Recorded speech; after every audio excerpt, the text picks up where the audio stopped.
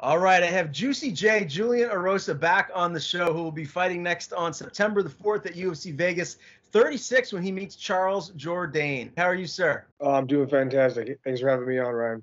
Yes, sir. Well, it's good to talk to you again. And as we were talking a little bit before we went live, this is a relative short notice fight for you. You've known for a couple of weeks now, but run us through how this all came about. And this is a catchweight fight at 150. Yeah, so to reiterate what I was telling you earlier, like 2 weeks ago, about they offered me the fight and at featherweight, and I just couldn't make. I was about 30 pounds over, about 176 pounds, so I just didn't want to kill myself for 3 weeks just to make the weight and then not know how I was going to feel in the cage, and so I ended up declining the fight, and then the next day I messaged my manager and said, hey, if he's willing to do it at 150. I could make 150, and a couple weeks went by, and just this previous Monday, I was on a Zoom meeting with my manager, and he was asking me if he was telling me that Sean was really pushing for this fight and for me to fill in, and I said if he's willing to do it 150, I'll take the fight. And Sean Shelby talked to Charles, and the next day, Tuesday about noon, Jason messaged me and said that Charles accepted at 150, and now it's on. Perfect, man. Can't wait for this one. Do you normally get that big outside of camp, or were you just not really expecting to have a fight here in the near future? Well, yeah, it's one thing to want to be ready and to hop in, like if your back's against the wall, like with the UFC, like if you're one of the guys that are, you got a few losses in a row or something, and you just feel like your back's against the wall, you want to take those fights and you want to stay ready and keep your weight low. But for me, even though I lost my last fight against Choi, I had a couple of, good fights in the UFC previously to that. So for me right now, I wasn't in a position where I had to jump on anything specifically. But also, I had noticed that the UFC was booking out like really late, like even like October, November, December, and I was like, holy crap! Like if I don't get something scheduled, I might not even fight till next year. And I really wanted to get a fight this year, and I stay in pretty good shape all year round. So the being in shape wasn't my worry. It was just the weight, and obviously that can take it out of you as well. Even if your cardio is good, you're cutting too much weight.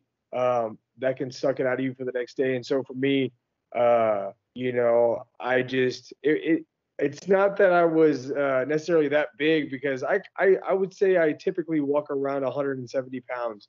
I was just a little bit bigger. I just didn't think I was going to get a fight or a fight scheduled soon, and I wasn't planning on doing a short notice fight. But the opportunity presented itself, and the UFC had offered me a new contract with them, so that was a big incentive for me as well. But I was only going to do it if the kid could make 150 pounds. If he was, adamant at 145, I was going to decline it because there's no reason for me to, put myself in that position weight wise to take a fight that I don't have to take. Yeah, that makes sense. What is the new contract? It's just a new 4-fight contract, and they offered me a little bit more money, but that was just nice because like when you're at the end of because I'm 3 fights into my most recent 4-fight contract with the UFC, so you just never know what's going to happen, and you want to kind of solidify something before that contract's up. And so my manager he's a magician anyways, but he works his magic, and that's one of the big things I've heard about people like running out their contracts without negotiating for a new contract, and then the UFC just doesn't re-sign them, and not because they're a bad fighter or whatever, just because they didn't negotiate anything, and then they just moved on to bigger and better things. And so with you want to lock something down before your 4th fight comes up, and so this will be my 4th fight on that contract, or technically it was that 4th fight on the contract, but now I'm re-signed to a new 4-fight contract, and this will be the first fight of that contract. Fantastic, man. Congratulations. You definitely deserve it. What has life been like for you since we saw you compete last against Choi? That was all the way back in June. Have you been, staying obviously consistently in the gym, or have you taken a little time off and allowed your body to kind of rest and recover some? Yeah, me and my wife went back home to Washington for like 11 days, but I get stir crazy, man. Like I just love training. I mean, our schedules are consistently, molded around our training schedules. And so I kind of, get lost in what to do in downtime. So for me, I try to stay in the gym as much as possible. And, 11, we were in Washington State for 11 days, and that was just way too much. I mean, a week is okay for me, but anything more than that becomes just a bit, what is it? Just too much downtime for me. I enjoy it. I really do, but I eat. I like my food. I like to drink, and I like to enjoy myself. And so if I'm not training on a regular basis in between fight camps, I'll just blow up and get really big. And then also you just want to stay in shape too. I don't mind the weight necessarily if I don't have a fight coming up. It's about being in shape. And some people will take a month off and then have to come back come all the way back and put themselves back into shape. It's like you were already in shape. You just fought. Like even though I lost against Choi, it was only a minute long. I didn't want to lose all the cardio I had dedicated myself for. And my cardio is usually pretty good, but it's always because I train throughout the year. What's the takeaway from that loss to Choi? Is there anything in particular that you can point towards to grow as a mixed martial artist? Yeah, 100%. After that fight, it sucks to lose a fight, especially, getting knocked out in front of everybody. But, I would, go toe to toe with anybody and take a loss like that on the chin versus, giving up in there or just, getting beat for 15 minutes and not really being able to do anything. He landed a solid shot and the guy was throwing heat. I was in the pocket and my chin was tucked and he just landed a good shot. Even, my defenses were decent, even in that exchange, and he was just throwing heat. And it wasn't even necessarily the power; it was the speed. I mean, he was so fast, and that's what he's known for, is striking. But I usually never game plan with fights. It's always I kind of I like to freestyle things only because I used to just believe that if you had a game plan that starts to fail, that you can get discouraged and frustrated. And for me, I've always just done really well by just going in there and kind of seeing how it plays out. But for me, I had such a long time to prepare for that fight, and one of Choi's holes is his ground game, and I really wanted to explore that, but I really didn't game plan correctly for that fight, and so the takeaway, was that I talked to my coaches and I said, hey, you know what? Instead of sparring, 5 rounds with 5 separate dudes, on Tuesdays and Thursdays like we normally do, I want to go in at separate times with just my coaches, me and the opponent that I'm sparring, and have them videotape it, and we can really break things down and see what I'm doing right and what I'm doing wrong.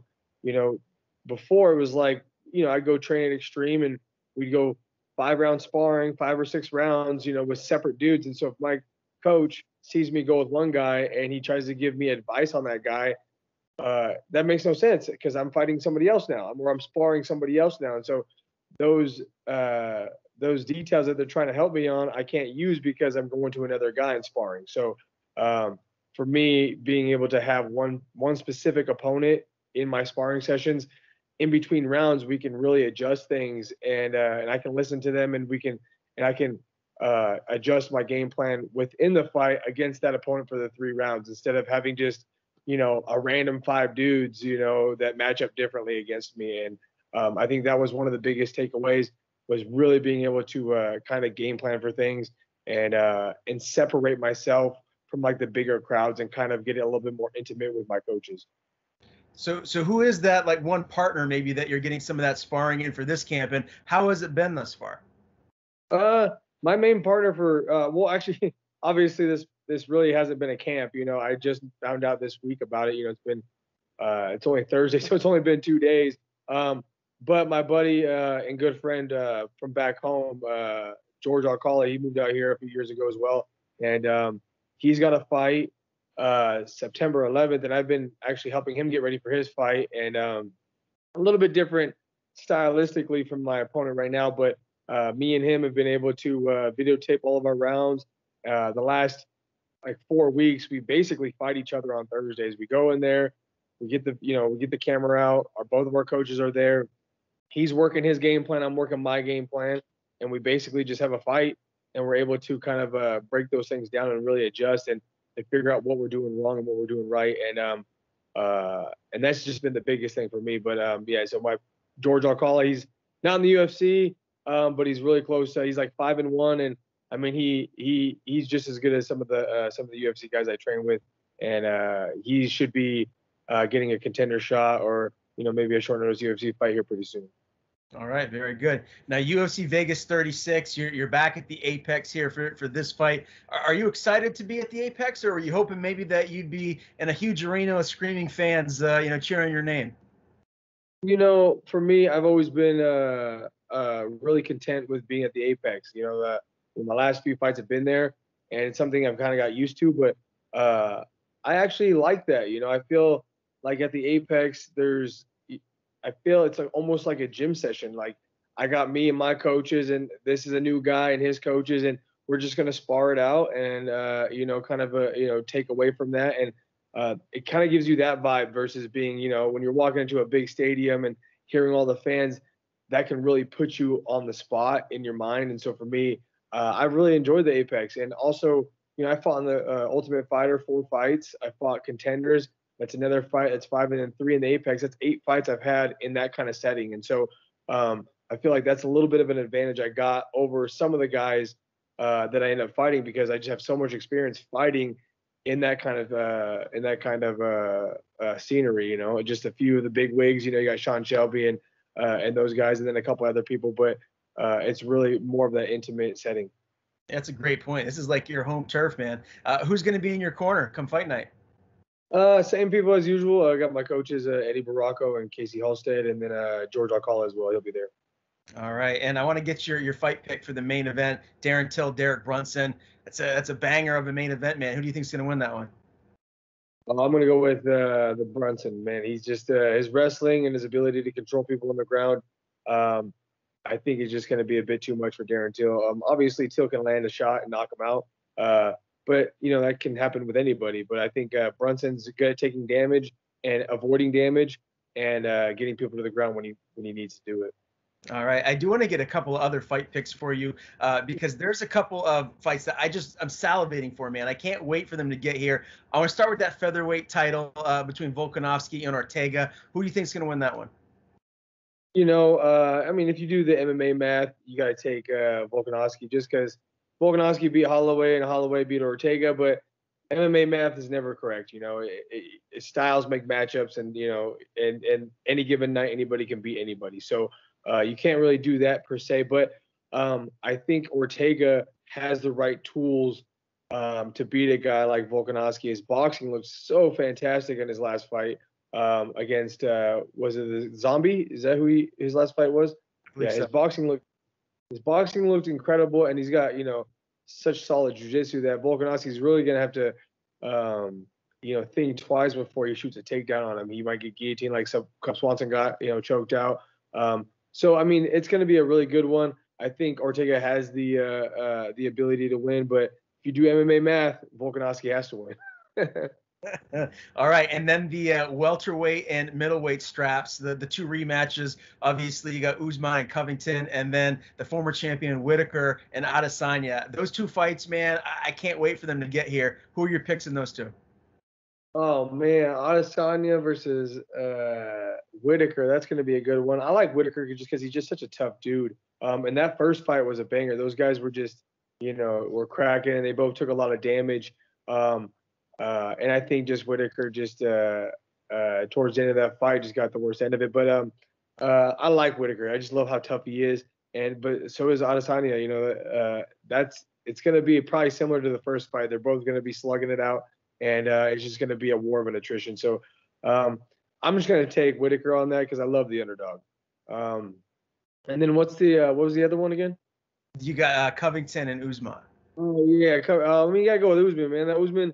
Not only did he beat him once, but he looked so good against George Masvidal, and so I think you got to go with Usman on that one.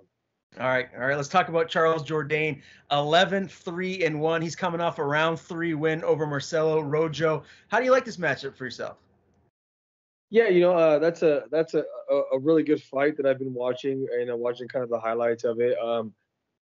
He against is it Marcelo? Is that how you say his name? Marcelo, yeah.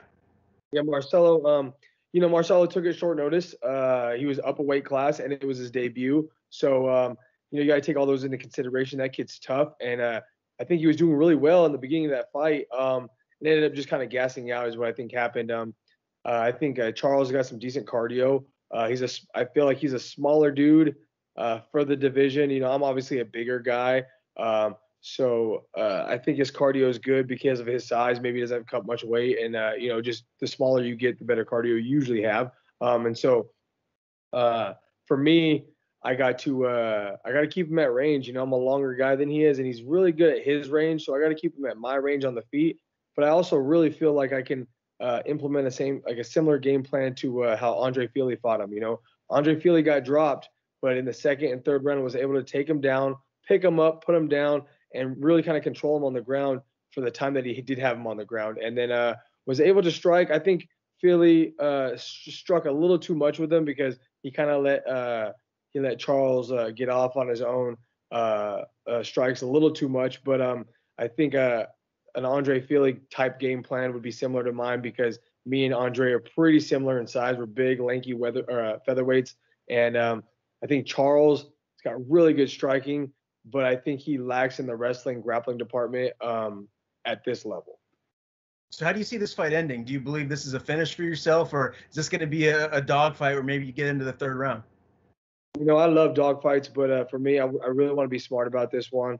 And, my whole goal is to take him down and Darce choke him. I mean, there's no secret about it that my Darce choke is like one of the better, a lot of jiu-jitsu guys have that, one or two chokes that they just, they're in love with and they're 100% go on them. And for me, I'm not as confident in anything on the ground as I am with my Darce choke. I mean, I have other submissions that I would say, I'm like 70%, maybe 80% on the successful rate of that. But with the Darce choke, in my mind, I'm 100%. And even though I don't get it 100% of the time, I believe in it 100%. And so, my goal is to really try to drag him down to the ground and lock up a Darce choke on him and make him work. Even if I can't sub him on the ground, just make him work and make his arms heavy, make his legs heavy, so he can't, have those that quick reaction that he has with his striking. All right, man. Well, again, September 4th, UFC Vegas 36. It all goes down. Julian Erosa, Charles Jourdain in a bout at 150 pounds. It's always a pleasure to talk to you, my man. Before I let you go, I want to give you the floor. Tell people where to follow you on social media, and if you have anyone to thank, the floor is yours. Yeah, obviously, just Instagram is probably the best way to reach out to me, or just to follow and see what I got going on. It's Julian_Erosa. And all the other social media, I really don't. I'm really not super social media savvy, but that's the one I'm on the most. And obviously, I want to thank all my friends and family and training partners and coaches, but also Iridium Sports Agency, Jason House. Those guys have really done their part in presenting these opportunities for me. And without them, I probably wouldn't be in the UFC right now. So a big shout out to them. But yeah, that's about it.